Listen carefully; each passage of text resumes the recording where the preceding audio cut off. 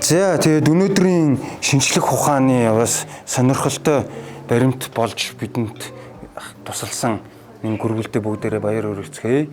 За тэгэд энэ гүрвэл чинь ногоогоор холддог. За нэг трансичи гэж хэлчихв. гэдэг. За өмнөх бичлэгээр хэдүүлээ могооны арьсны бүтцийг микроскоп дурангаа ашиглаж харсан бол одоо хэдүүлээ гүрвэлийн бичлэгийг гүрвэлийн арьсны бүтцийг хамтдаа үлефон болон түүний аксессуар микроскопны тусламжтайгаар харцгаая. За гүрвэл маань ирлээ. За энэ дээр гарын дээр тавьчуулаарай. Ийш тийшээ гүүхэн бага юм болоо. За. Юу.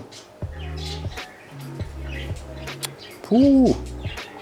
За энэ бол могооныхоос бас арай өөр завсар дундаа зайтай. Яа, за гарын харъя. Оо. За энэ бол ерөөсөө юу юм бэ нөө? Динозавр юм байна уу? Жижиг. Жижигхэн л болохоос биш.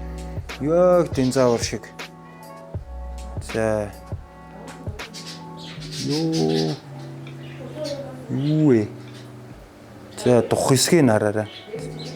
Нэг динозавруудын арьсыг нэг яг хийцэн байдаг шүү дээ. Яг тэднэртэй ер нь бол айгүй адилхан.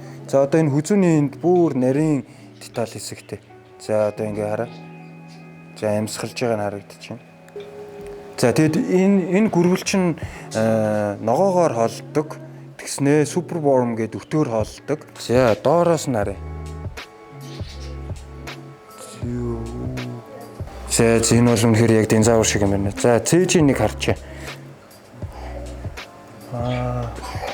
За ийм амтан байт юм байна. Хумсыг хараа.